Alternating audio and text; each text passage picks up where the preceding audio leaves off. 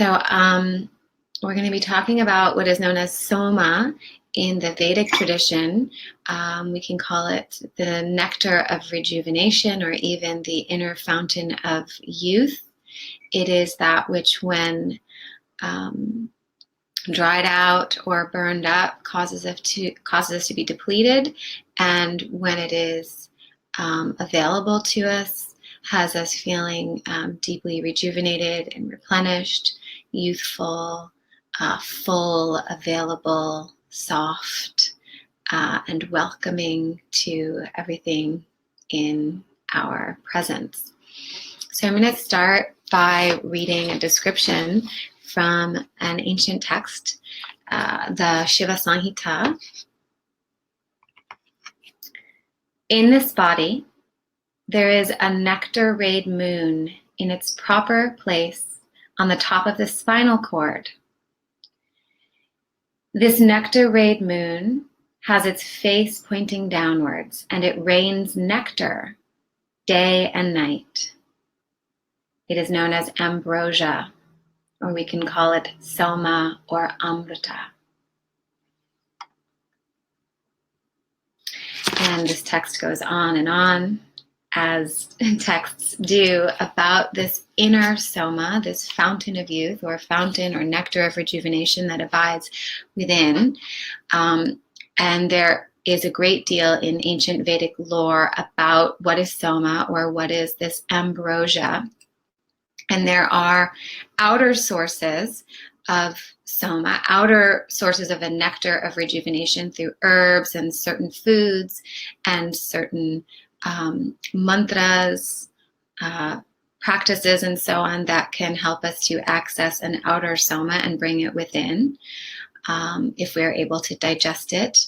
But the inner Soma abides in the head at the top of the spinal cord, and is like a moon that pours down, this moon-like rejuvenative nectar, pours it down through the system at the subtle body. There's a lot out there right now about depletion and rejuvenation, because we are living a modern lifestyle that is extremely depleting. We are even thinking our way into depletion, the way that we're using our minds, due to stress, constant worrying, constant analyzing, constant strategizing. All of this alone depletes us, let alone the other activities that we do in our day-to-day lives. And there's a lot out there about, is it adrenal fatigue, or is there something going on with the liver, or maybe it's my digestion? And from the yogic perspective, we can look more deeply in the system and give this kind of depletion one name, one description, and all other forms of depletion can fall under the umbrella of the depletion of Soma. And there are some key ways to replenish that Soma. You don't need to diagnose which specific physiological or anatomical system necessarily is causing you depletion if you go to the source of replenishment and give yourself a constant pouring of that nectar-rayed moon of Soma on the inside. And this is where health and well-being really will be available to you. Let me talk a little bit more about what Soma is, and then I want to give a couple of my top recommendations for increasing your inner Soma. So Soma can be described as a fountain of youth. It is a milky, juicy, moon-like nectar. It provides a flow of health, vitality, and longevity. It is moon-like because it is illuminative. It glows with a soft glow instead of a fiery, intense glow like the sun or like a fire. It glows with a soft, gentle glow, shining, and it is nutritive. Soma nourishes the whole body, starting with the subtle body. And as I said, it's seated at the top of the head. It's sometimes described. Sometimes Soma is described as the 9th chakra above the head. Sometimes it's described as being seated in the crown. And as in the Shiva Samhita, the text that I just read from, is described as being seated at the top of the spinal cord. So Soma is associated with the head and the mind. And it is responsible for both deep, supreme, unconditional love in the heart, as well as clarity of mind and intuition. And Soma is responsible for a long, supple, youthful life, which is why we can think of Soma as the inner fountain of youth. Soma is that which, when diminished, we will feel depleted, and when it is replenished through specific kinds of rejuvenation, which I'll talk about, it will allow us to feel incredibly well and available. It doesn't mean that we will have perfect health, because the body has its karma, but you will have resilience, so that even if you do encounter some form of ill health, you can bounce back, or you don't get completely lost or sucked into ill health if it comes up. Soma is a grand cosmic term in the yoga and Vedic tradition. That which is subtle is considered that which is much more powerful. So Soma is referencing something that is deeply internal, deeply subtle, not seeable under a microscope, but therefore much more powerful. Soma is the opposite of the principle of fire. And so Soma technically means that which swells, that which creates, that which nurtures or nourishes, that which supports, and that which loves. And Agni, which is a word for fire in the Vedic tradition, Agni is that which devours, that which burns, that which purifies, reduces. And Agni is associated with desire. One of the names for fire, besides Agni in the Vedic tradition, is Alam. And Alam means that which is never satisfied. And you can think of a fire. A fire will never have enough wood to satisfy it. The fire is that which is never satisfied, constantly looking to devour something.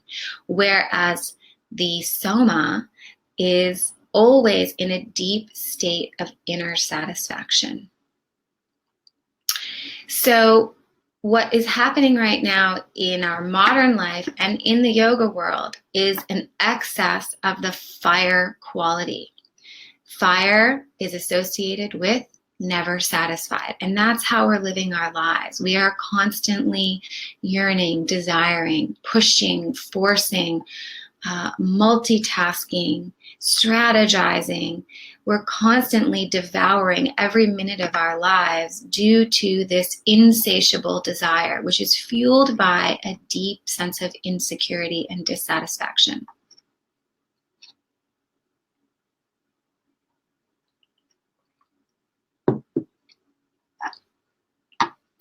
Chasing our desires every minute of the day depletes Soma, depletes our deep well-being, our deep sense of health, nurturance, and love, in fact. So we're constantly chasing things down that we think are going to give us a sense of satisfaction. But of course, we're never satisfied. And the more doing and overdoing we are doing, okay, the more we're depleting ourselves, then the more, in fact, dissatisfied and insecure we feel rather than satisfied. And then the more we end up chasing more and more desire. So it's this endless cycle in which we are feeling insecure, chasing after things in the world that we think will help us feel satisfied and secure. Through that chasing, we are burning up any inner Soma, any inner nectar that we even have remaining. And then as we become more depleted by burning ourselves up, we feel ever more dissatisfied and insecure, and we continue that chase.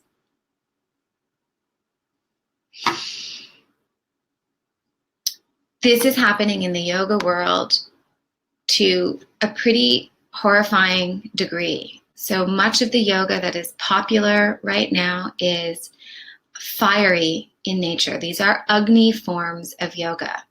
They are forms of yoga that are highly athletic, highly based in pushing or forcing the body, highly based in achieving certain poses or even achieving certain inner states. So even in yoga practice, people are chasing down the achievement of something, be it for the physical body or be it for a particular state of mind or being.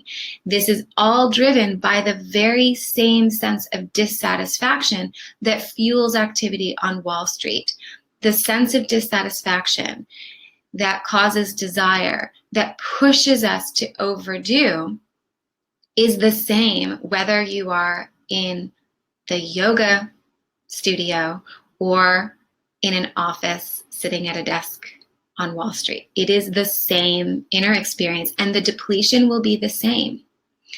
So some activity, some drive, some desire in life is natural and necessary, but our drive has gone into overdrive, and the result is that we are all depleted.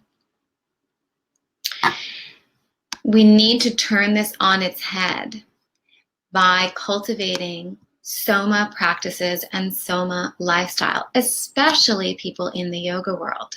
And in the yoga world, we see it again and again and again that teachers burn out, they injure themselves, they injure their students. They get extremely depleted because they are living a lifestyle that involves a lot of pushing and forcing, in addition to a yoga practice that involves a lot of pushing and forcing and achieving. So let's look at what are some of the ways that you can actually replenish rather than deplete the Soma. So where our lifestyle or maybe our yoga practice is drying, depleting, athletic, purifying, overly so, overly purifying, overly effortful, we never stop, we never feel good enough in life or perhaps in yoga, perhaps as parents and so on. We never feel good enough. There's always feeling insecure and dissatisfied. It will truly wreck the body and dry up the inner nectar. Freedom from effort is actually natural to us. That state of surrender, that allowing everything to be as it is, that deep sense of self-satisfaction is quite natural to us. We really have to run away from it and dry it up or deplete it. But it's there available if you take a little time to cultivate it and access it. And one of the times that we all can get a deep state of surrender, which is that which helps to nourish and cultivate the Soma, which will then nourish us, one of the places we get this deep state of surrender is deep dreamless sleep. In deep states of dreamless sleep, the body is free from effort and the mind is free from effort because you cease to exist to your own awareness. You disappear to yourself. And in those moments of deep dreamless sleep, you are able to be replenished. The problem is, of course, many people don't get deep dreamless sleep. But it is something that can and should be available to us every single night. And of course, modern science has been trying to figure out for the last several years why sleep is so important. And the yogis have known for time immemorial that the reason we need sleep is it's because it is one of the only times in which we get what I call a mini liberation, mini freedom, mini moksha, a little taste of not being driven by your constant sense of insecurity, dissatisfaction, and insatiable desire. There are other ways to get Soma. If you can't get sleep. So I have two children. One is a baby and teething and nursing through the night. And so I get very little bits of deep dreamless sleep, but my sleep is always interrupted. And luckily there are other ways to get Soma. But the best, easiest, most accessible way for most people to get Soma, to rebuild your inner source of rejuvenation, is deep, restful, dreamless sleep. And there are many methods, often referred to as sleep hygiene, to help you sleep deeply at night. There are herbs, there are practices. Yoga Nidra is wonderful to do before bed. Certain breathing practices are helpful. Too much for me to lay out in this little introduction, but there are ways to get deep dreamless sleep and thus to increase your Soma every single night. The next way is nourishing, freshly prepared, juicy food. So food that's not old or stale or leftover, food that's not synthetic or coming out of a box, food that is freshly prepared every day, homemade, out of natural, whole, nourishing ingredients. Juicy, meaning the food that increases Soma is often soft. It is cooked food. A little bit of raw food is fine, but too much raw food is actually overly purifying and will deplete Soma. It increases the fire element. But as I said, many of us have an overdrive of fire. So nourishing, juicy, cooked, fresh food every day. The next way is to be aligned with natural rhythms. By making every action sacred, you'll increase Soma. So one of the ways described in ancient texts to increase Soma is through traditional ritual. But the easiest, most accessible ritual for all of us is to ritualize all of life. So you can ritualize the whole life, make your whole life sacred by aligning with natural rhythms. That means eating meals at regular times, the same times every day. And so you are then aligning with the movement of the sun. In other words, when the sun is at its zenith point in the sky, high in the sky, you eat lunch. The fire is high in the sky, the fire is available in your belly, you'll digest the food, you are aligning with this natural sun rhythm. And this will increase Soma by ritualizing life. Because when you live life as a ritual, when you live life as sacred, you are increasing your alignment with nature, which will increase rejuvenation because you're plugging into nature. But also you will decrease that sense of insecurity, that sense of dissatisfaction. Because if the whole life is sacred, then there's nothing to seek. There's nothing to achieve or capture that you don't already have, because everything you're doing, even the most mundane, is already sacred, is already at its highest expression. So alignment with natural rhythms, and the easiest way to do that is to eat and sleep at regular times that are in alignment with the movement of the sun. This is a way to increase your Soma, your flow of inner nectar. Now, the fourth way is a whole teaching in and of itself. In fact, all of these, I'm going to give you 5 ways. All 5 in and of themselves we could do a whole long teaching about, and I certainly do that in other contexts. But the fourth way is to cultivate what is called supreme love. It is described, for the yogis out there, supreme love is described by Krishna in the Bhagavad Gita. It is also described as bhakti in the Narada Bhakti Sutra. Supreme love is simply put to allow and therefore love everything as it is, including your own self. Cultivating this love, again, is a means of cultivating this deep sense of total satisfaction. Total allowance is total satisfaction, and that increases Soma. That is the nature of Soma itself. And it diminishes or totally eradicates, in fact, the sense of dissatisfaction that pushes and drives us to deplete ourselves. So a simple way to put the experience of the supreme love is to have and to cultivate and then have an inner experience of, I love myself, and I am all, and therefore I love all. Again, this attitude increases Soma and eradicates that inner pressure that drives us to live in such a way that's depleting and disturbing to the mind and body. The final way to increase Soma are Soma yoga practices. These are known technically in the Vedic tradition as the deeper practices. The deeper or Soma-based yoga practices are rejuvenative and replenishing and restorative in nature. So Shavasana, deep relaxation, yoga nidra, practices that cultivate letting go, practices that cultivate release as opposed to effort, practices that cultivate the abandonment of effort, in fact, which is the way that yoga mastery is described in yoga text, in Patanjali Yoga Sutras, which the yogis are familiar with. In this text, it is described that mastery of the yoga pose comes through the abandonment of effort.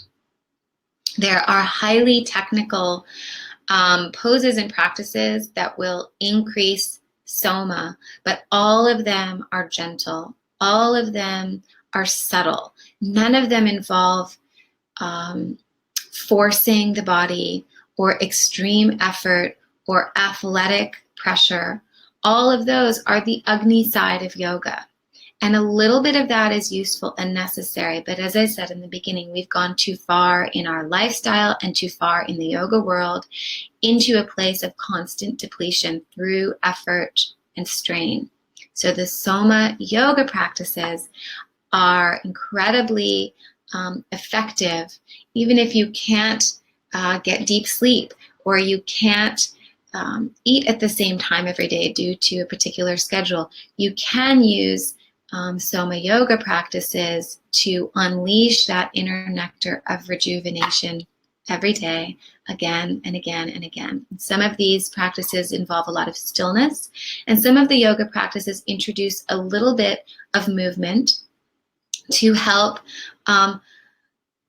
cull that Soma, cull that nectar into hidden areas of the body, areas that are harder to access.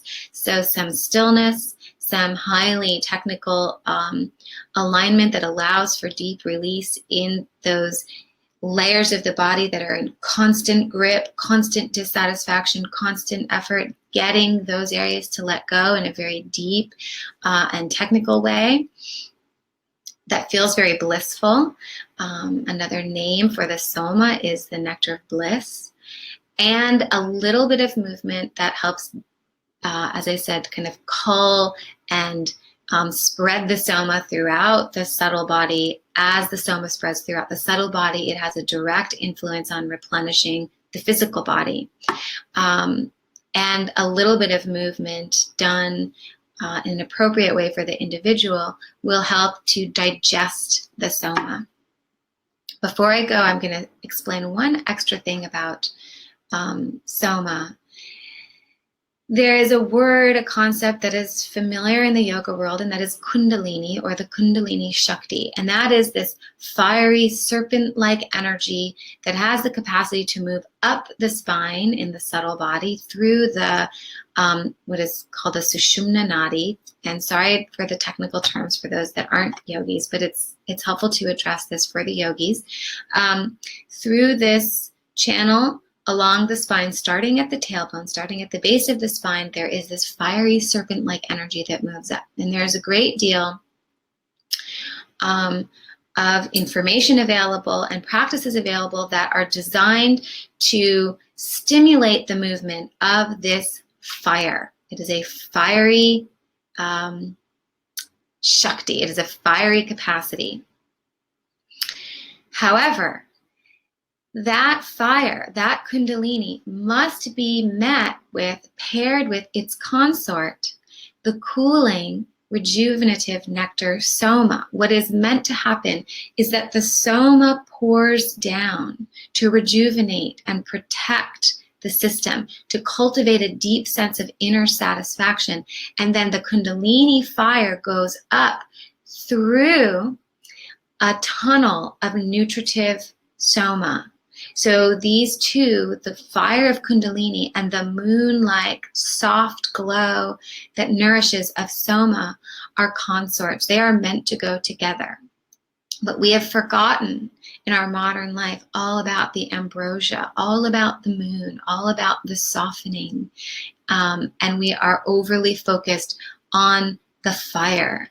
And in terms of kundalini, what happens is there can be severe kundalini damage done to the system, to the subtle and the physical body and the mind, without that protective tunnel of the soma. So for yogis in particular, who are doing any kind of practice that is designed to increase the spiritual process through Kundalini Shakti, it is of the utmost importance to cultivate soma. And those who specialize in working with people who have Kundalini damage, they know, those that are trained in traditional measures, they will use the same 5 things that I just mentioned to increase soma. So whether you're a yogi or you are not necessarily a yogi, but somebody who is depleting yourself through excessive desire in the mind or through excessive activity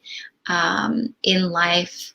By desire in the mind, remember that includes strategizing, worrying, any kind of overthinking, any time of seeking achievement, any sense of dissatisfaction that wants to be satisfied in the mind, and any kind of excessive doing through athleticism, through yoga, through just running around in life. All of this is depleting soma.